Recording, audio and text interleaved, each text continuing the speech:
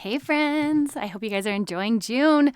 This is my favorite month because it's my anniversary. I just celebrated my 15-year anniversary. I'm so excited about that. And it's also my birthday month. So we do lots of fun things in this month. Yeah, just love June. And then, in July, I start getting ready for fall because I'm over the summer by then. So June is still like the fun, enjoyable part of summer for me. Hope you guys are enjoying it. Today we are talking about biofeedback. And this all came up because I had a client the other day who said, Jess, I don't know when I'm full. And I feel fine after eating a giant cheeseburger with French fries. No energy changes. She doesn't feel full or satiety. So she was just kind of like, I don't know what to do with that.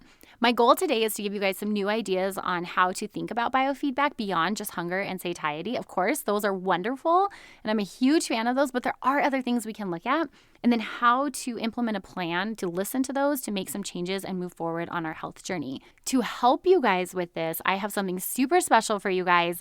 I am doing a sale on Food Foundation, so $100 off. I've never knocked $100 off, but it's June and I'm excited about it. Whatever your goal is, whether that for you is improving your energy levels, building more muscle, maybe it's just healing your relationship with food and getting a better idea of what your basic needs are, like water, fruits and veggies, overall healthy diet. Food Foundations is the course that's going to help you have a blueprint for this. Guys, I go over the empowered eating model where first we break down some of the diet culture stuff. We have to do that detox first to try to stay out of the shame box. And then we move into biofeedback on a deeper scale, like what's happening at the physiological and hormonal level when it comes to your hunger satiety, and what other markers can we look for to define success beyond the scale, beyond how we feel in our body, because guys, how we feel in our body varies from day to day, right? Depending on our mood, depending on the clothes, the weather, all of it. And then finally, pulling in the nutrition knowledge. Everybody gets a fuel plan, so you will have something that's more tactical that you can move towards. All of this is wrapped up with tracking tools, recipes, food lists. And guys, I know you're busy. You have so much going on. Your life is pulled in 100 different directions. So I've tried to make this as easy for you as possible. You can listen to all the modules on an MP3 file. So just like you're listening to this podcast, you can download it and be on the go. And I just have to say, if you're like, Jess, I'm nervous to start this because I'm afraid of failure. I have to tell you, as we'll talk about in this podcast, you'll see. There is no pass or fail here, friends. It is all about the journey and learning to live in your body and work with your body and the foods you eat.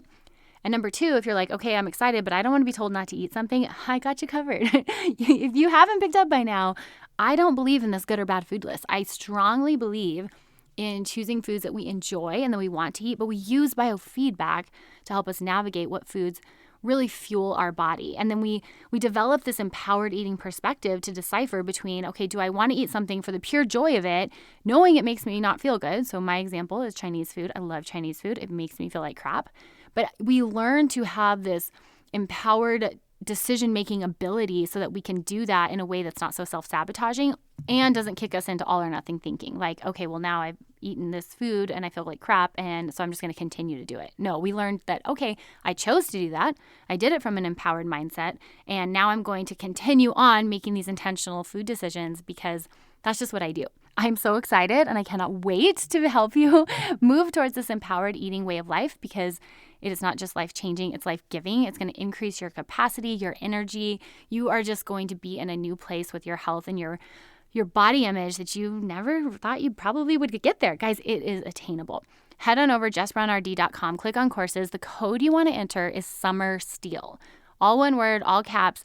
That is going to get you $100 off, and that's just through the end of June. So don't wait. That coupon code is going to expire on June 30th. All right, friends, let's go ahead and dive into today's episode.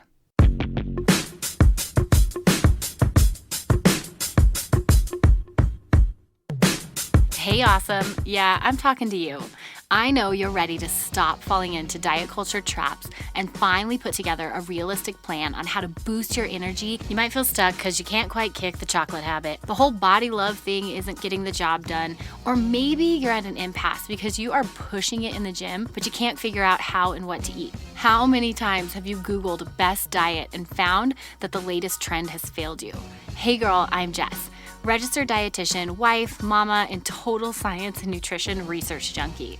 I too used to be stuck in the cycle of insecurity and never feeling like my body was good enough. Then I tried to fix it with food only to end up right back where I started. I did some really hard work. I found food freedom. But then I was confused on how to eat healthy and get fit without falling back into diet culture crazy. I wish someone would have taught me the difference between discipline and obsession. I wanted to be the healthiest version of myself by balancing healthy eating with food freedom. Like, how do I actually eat healthy, get fit, and have donuts with my kids? It wasn't until I figured out this awesome balance between discipline and permission, the art of intentional eating with sprinkles of flexibility. The empowered eating model was born. Here on the show, we nix diet culture while creating values-based health goals. We reconnect with how our body responds to food through biofeedback, all the while figuring out a plan on how to get healthy and fit without sacrificing the most meaningful parts of life. Sustainability doesn't mean never eating your favorite foods again. I mean, pizza is life, right? We are here to finally not just feel comfortable, but confident in our body. I am so excited to fuel your awesome with empowered eating. Head on over to jessbrownrd.com and grab my 3 steps to empowered eating guide, totally free. Or hop onto my e-course, Food Foundations, to get the step-by-step deets on how I got here. All right, you ready to take your inner awesome to the next level? So grab that cup of coffee, lace up those running shoes, because girl, it's time to go.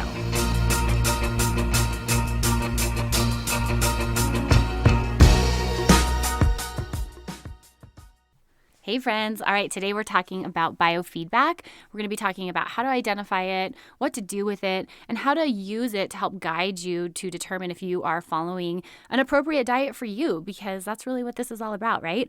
Figuring out what our body likes and doesn't like and learning to eat in a way that feels good, fuels us well, so that we can shift our energy and have enough energy to do the things that we love and that we're called to do in this life. So we're going to be talking about that today. But before we dive in, I want to tell you guys a funny story. It's kind of embarrassing. Please don't judge me. But before I had babies, I worked 1.5 jobs. So I worked a lot. And with that came a lot of coffee drinking. Not my healthiest season, but it is what it is, right? It's where I was at. Well, I remember looking in the mirror at that time going, gosh, my skin just looks so like dull. And my eyes are always bloodshot. I carried around eye drops because I was constantly trying to make my eyes look whiter. Well, it wasn't until I was pregnant that I started looking in the mirror and I was like, gosh, my skin is just radiant. What is it? This pregnancy glow is wonderful. And the whites of my eyes were super white. I loved it. Well, after my first baby was born, I went right back. And of course, I went right back to a season of working a lot, and now I've got a baby on top of that, and I'm not sleeping through the night. And then as a result of that, my coffee intake started to go up as the breastfeeding started to go down. And I was really bummed because I missed that glow and just the freshness that I had in my face. Well, I started thinking, and this is the embarrassing part, I was like, well, what else was I doing different? It couldn't have just been the pregnancy. I mean, I was also really tired when I was pregnant. And I started thinking, and I was like, oh yeah, Jess, duh. You were carrying around one of those large water bottles with a straw, which I don't know why I prefer to drink out of a straw. And you downed those things all day long. And so I thought, okay, I'm going to try this. So I got myself a new water bottle, or I think I actually grabbed the one I was using while I was pregnant, and started drinking again all day long. I drank a bunch of water. Started to watch the coffee a little bit, like just cut down. It's so embarrassing. I can't even tell you guys how much I was drinking. But I started to cut it down and replace it with fluid, like water, hydration. The whites of my eyes turned white again. My skin, although it wasn't quite the same as the pregnancy glow, it did start to look a little less dry. And it was one of those moments where I was like, duh. And at the same time, it was really powerful. Guys, this is biofeedback. These are messages that our body sends us on a daily basis in many different forms that if we take a minute to pay attention to and maybe experiment with, we can actually start to implement some of the solutions. And usually the solutions are much more simple than we realize. I mean, guys, I had to drink more water. It's like one of the most basic nutrition needs. And I, as a dietitian, had missed that. So a little embarrassing there. Please don't judge me. I swear I know the science, but also I'm human. And even living in this nutrition world, I can forget and make those kinds of mistakes.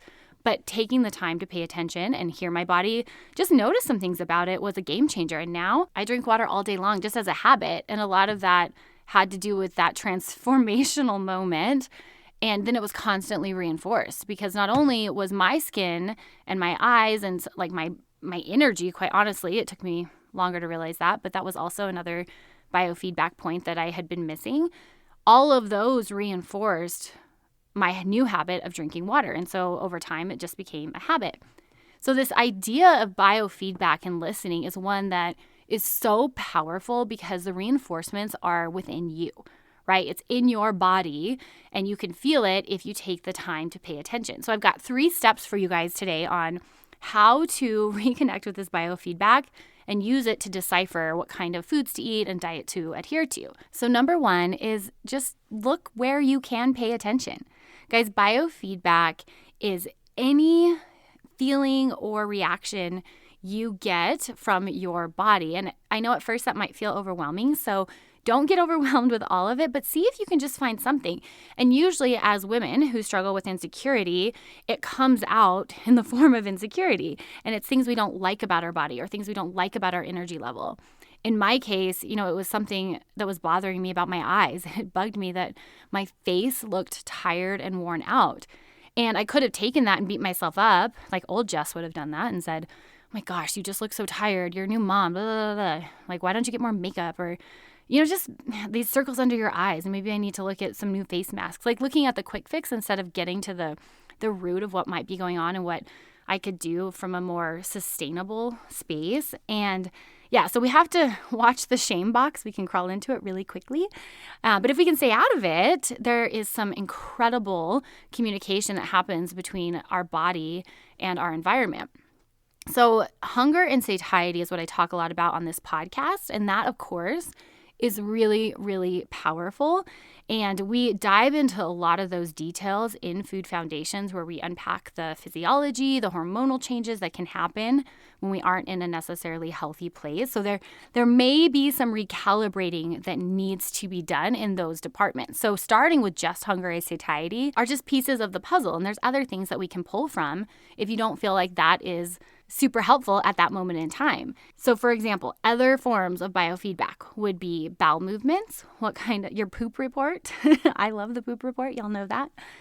Your skin softness, if you have any rashes on your skin or dryness, your hair and nail growth, how you're sleeping, your mental clarity. Do you have a brain fog? Maybe you have lip or eye dryness. Like that was my thing, right? Your menstrual cycle. Are the cycles different lengths? Are they all over the place? Are you getting them every 2 weeks? What's your energy level before and after you eat? I mean, we eat food to physically transfer energy from the food to our bodies. I mean, that's what fueling is, right? So after we eat, we should feel energetic. Do you feel energetic after the foods you eat, or do you feel more tired? Mood fluctuations. I mean, all of these things are examples of biofeedback. So step 1 is just getting acquainted with all of these different options and picking 1 or 2 that you want to pay attention to. I mean, in my case of hydration, it was my skin and my eyes. I mean, 2 very simple things. And I just focused on water. And that's going to take us to step 2, which is try out a plan for 1 to 2 weeks and listen. And here's the thing. This is probably one of the most difficult parts. When you implement any change, this is not a pass or fail. Guys, it's a process. In fact, it's more of a scientific process. And we can, even if you get emotional about food or there is shame and body image stuff that presents in this process, if we can stay the course and evaluate, we still can learn so much. So I like to think of this as, like I said, a scientific process. We first create a hypothesis. Like, what do we think is causing this negative biofeedback we're getting? Then we're going to set a trial period. And I usually recommend a minimum of 1 to 2 weeks because you're not going to get any changes in biofeedback immediately, or maybe you might get a little bit, but we're really going to see over about 1 to 2 weeks time if this is something that 1 is sustainable, or 2 is something that is impactful. We will collect data during this process, and this is where I have lots of different tracking tools. All the clients I work with, we track in different ways, or in Food Foundations, I have tons of tracking resources. But if you pick the one thing and we track that and we track the biofeedback, we are going to be able to collect some awesome data. The reason I reference the time commitment is because often when we have shame or time constraints or life throws us curveballs, we tend to think that something is wrong with the changes we're making, or maybe something's wrong with us, we can't stick it out, rather than committing to collecting data for 2 weeks and then evaluating at the end. Guys, it's so powerful when we have that data and we can look at it from a clear perspective to come to a conclusion and decide what to do next. But when we have the broader spectrum of time, we can actually conclude real data. So for example, if it's weight, and I see this all the time, it's like we'll have a woman making some changes. She'll get on the scale and the scale will go up. And so she automatically assumes it's up because of the changes she made, rather than collecting data over a period of time and evaluating, because sometimes, guys, weight fluctuates. You can do everything right and then get on the scale and it's up.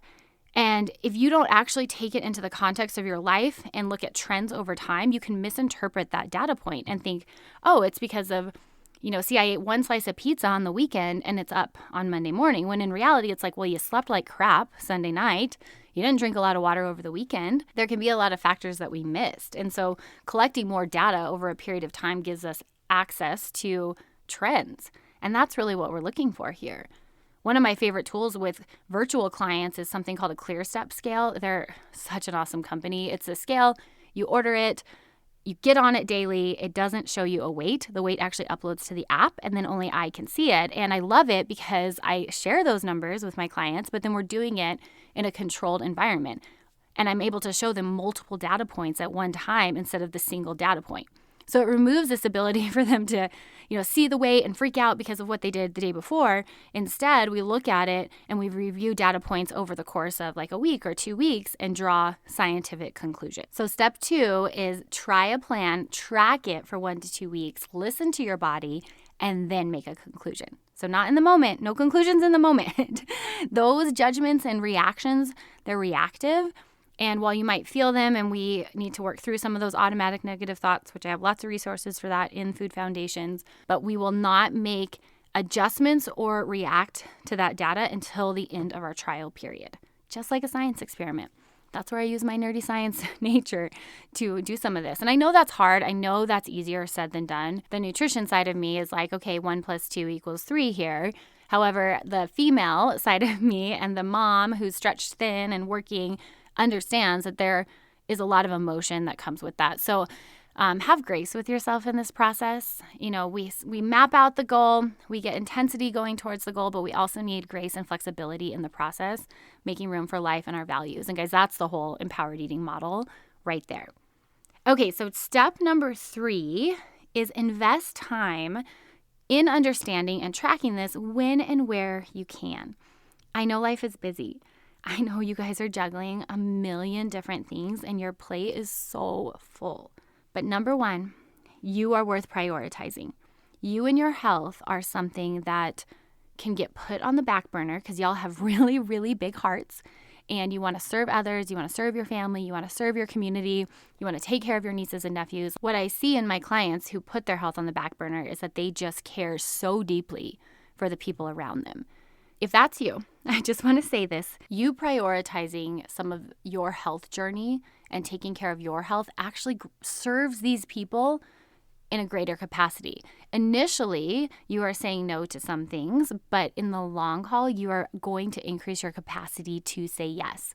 My favorite example of this is one of my clients. I learned so much from my clients, but one of them came in and said, Jess, I have 10 energy units.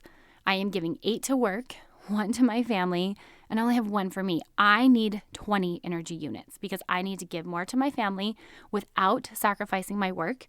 And I want some more for me and creativity. And I was like, that's genius, because most of us feel that way. It's like we want to be able to give more to our family, to our career, to our community, to the world, but we physically can't do it. Friends, taking care of our health increases our capacity. It is just incredible when you feel good and you're sleeping good and you have the emotional energy because you're not wasting it on beating yourself up. Like, you expand and build upon your energy units. So you prioritizing this time is not only worth it, but it actually helps you serve those around you in a greater capacity. The second part of this is initially you are going to have to say no to some things, or you are going to have to carve out time to put this into your life because it's not just going to happen. This is probably one of the biggest obstacles people come up against is they get going and then something happens in life and it falls to the back burner. And, of course, I'm not saying that's never going to happen because it is, but what we can commit to is getting back to our goal, getting back to our trial, and continuing with the process. And that's going to take time. You didn't get to this place where you feel uncomfortable in your body overnight. Like, it happened over time. So there's going to be some time that's needed to be invested to either unlearn some of the diet culture things you've learned, or to get reconnected with your body, or to learn how to prep food in a way that is convenient for your new lifestyle. I mean, and I know people don't like to hear this. They're like, oh, I just want it to happen. Like, I don't want to have to think about it. And I get that. Like, I definitely felt that way for a time, but I can tell you this. 2 weeks. Give yourself 2 weeks of following a fuel plan, whatever that looks like for you. See how your energy changes. Give yourself 2 weeks of a new exercise routine. See how you feel stronger in your body. You might be more tired because you're pushing yourself harder, but you will feel stronger. Give yourself that time, commit to the time, because nothing's going to change in 2 days, and watch the magic unfold. Friends, this is everything we walk through in Food Foundation. So if you're ready for that, y'all know the sale is going on until the end of June. So head on over, jessbrownrd.com. Summer Steal is your code to get that $100 off. Okay, so to recap today, step 1, identify at least 1 or 2 biofeedback mechanisms that your body's using to communicate issues, and just track those 2. Number 2, formulate a hypothesis and set a trial period where you're going to try something out to see if it impacts those biofeedback markers. Try it for 2 weeks, then collect the data, then evaluate. And then step 3, find the time and space to put this into your life. And just one more thought on the time and space, guys. This is not something that needs to require a massive amount of your energy. Like, it can be something as little as 5 minutes a day. I mean, think about my water transformation. That was something that I was in the bathroom washing my hands. I looked at my eyes and I was like, oh, here we are again.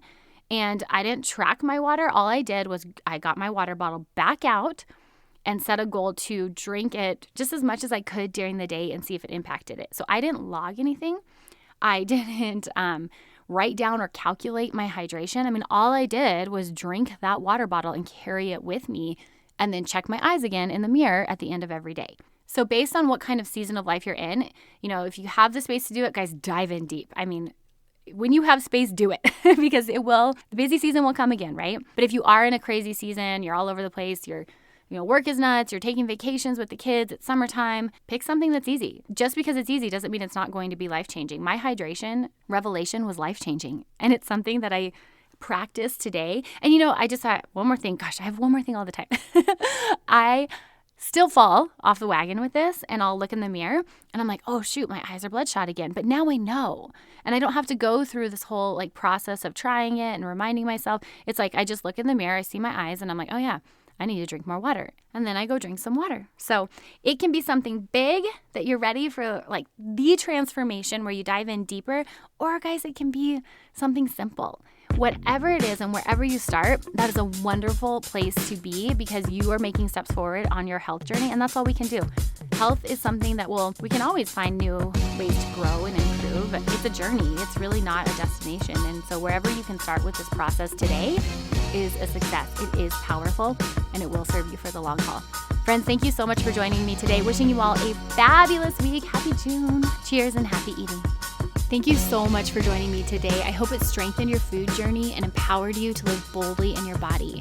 Real quick, sister, before you go, if you liked today's episode, the best way you can thank me is head on over to iTunes, Fuel Her Awesome Podcast, leave a review and subscribe. Then take a screenshot and share it on your social media.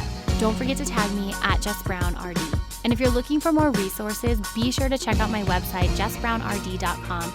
I've got info on my e-course, Fuel Her Awesome, Food Foundations, my 10-step ebook on how to beat body bullying, and so much more.